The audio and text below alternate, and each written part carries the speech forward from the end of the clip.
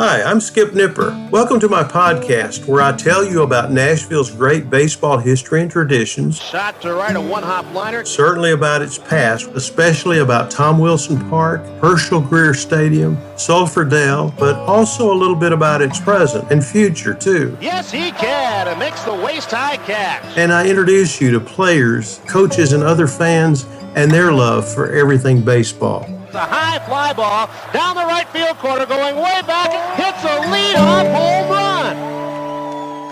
I have spoken about Clinton Butch McCord many times, but never have I made him the subject of an entire podcast episode.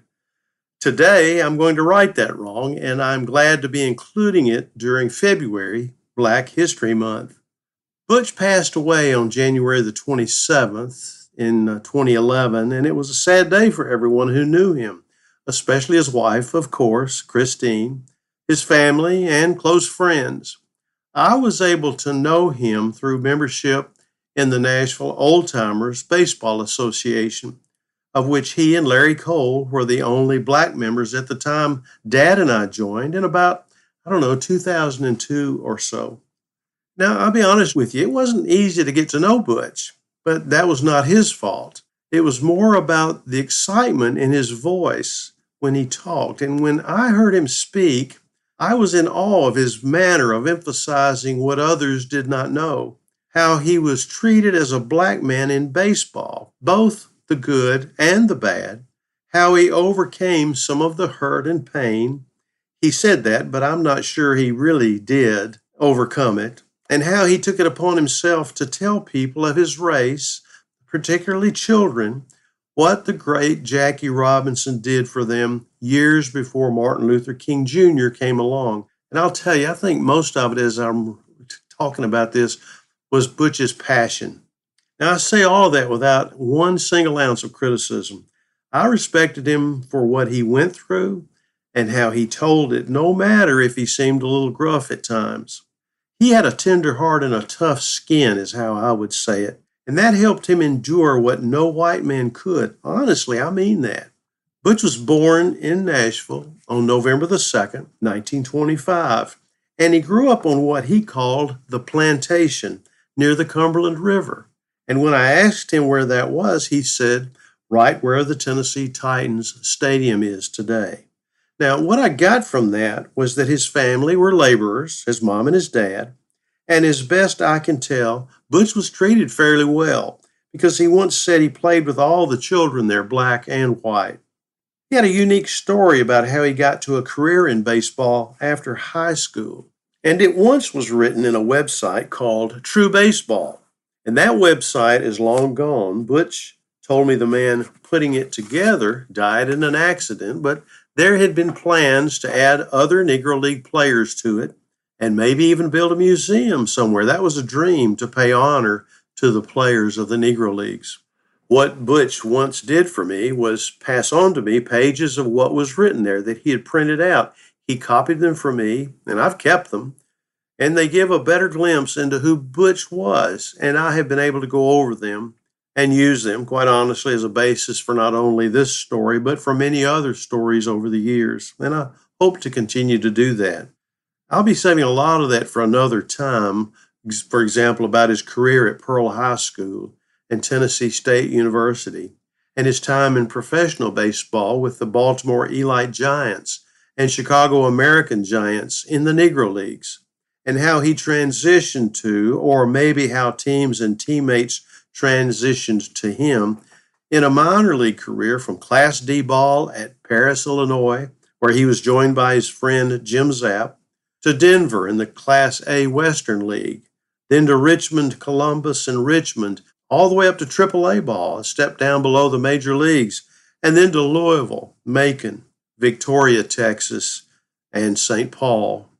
He didn't stop there either. When his professional career was over, he played not only in the Black Capital City League at Hadley Park, he coached there, and also in the Integrated Tri-State League, the top semi-pro league in Nashville.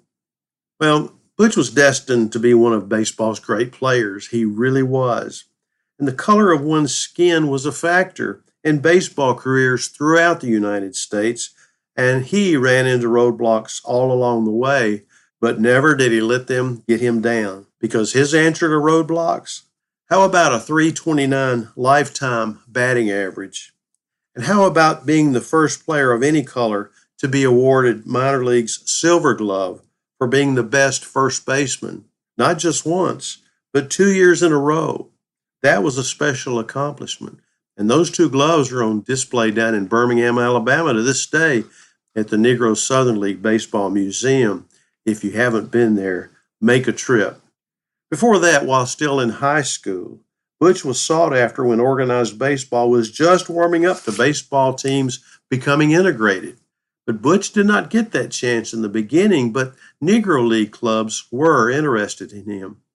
And here's how special Butch was, and honestly, how he is. Living in a time when your dreams could not come true because of unwritten laws, he was determined to find ways to accomplish his dreams and his goals. His life was an example of what a role model should be. He has given insight as a contribution to fans who know the history of baseball and really the history of the United States. I visited Butch in his home a few times, and he and Christine were always so hospitable. I think she told me something once like, "Law, if Butch is awake, he's talking baseball," or something like that, and that's probably true. Witnessing that firsthand on the occasions I was there, always with a folder of clippings or books he'd stacked on his dining room table, the concluding chapter was saying, "Butch, it's time for me to go," when he would say, "Hold on, I want you to see something." Well, that something turned out to be a VHS tape of him at a Negro Leagues reunion somewhere, Atlanta, at the Braves Stadium, I think. And after watching 30 minutes or so, I had to beg out, "Okay," he would say, "but come back and watch it again with me sometime." And promising I would, and did a few times, the best conversations I had with him were either at Nashville Sounds games, where he was a season ticket holder, sitting next to his attorney and friend, Mike Engel. If there was an empty seat nearby, one could always sit and listen and soak in Butch McCord's stories about baseball. And not just about the past either. He was a student of the game and wanted to talk about that too. Next to knowing him personally was the times he would call on Saturday morning when the Sounds were out of town. And when I answered, he would say, "Did you listen to the game on the radio last night?" And no matter whether I had or not, Butch was going to give a rundown about the score and the highlights, with the all too often mention of why the newspapers did not cover the game. He was not prepared at that time to catch up on the internet. But one lasting piece of Butch McCord has stuck with me, and with others who I have talked to about him. It was an easy saying, but true, and it goes like this. I can hear him, I can see him right now saying this. See no baseball, hear no baseball, play no baseball. And let me say it again. See no baseball, hear no baseball, play no baseball. And here's what he meant. If kids don't see baseball, as if parents do not take their kids to a game or get them to watch baseball on television because they are all playing basketball or football or some digital product on some handheld device, and if they don't hear the radio because broadcasts are too late or parents have allowed something else to get in the way, then no, they're not going to play baseball. In a time when fans were bemoaning the fact of fewer black players in baseball, Butch's words rang true. But they ring true for all players. It's true baseball. According to Butch, the remedy is involvement from the parents and community, both. And he once wrote, "I had a great career and I am thankful for the time I was in baseball. Actually, I've never left baseball, even though it has been many years since I was with the team. Baseball is a part of my everyday life. And if you are past the time of playing ball, then you are a lot like me. That don't mean you can't be involved in some way or another. Be involved and get kids involved." Well, involved, that's the word, the big word from Butch McCord. I miss him, and kids miss him too. They just don't know it.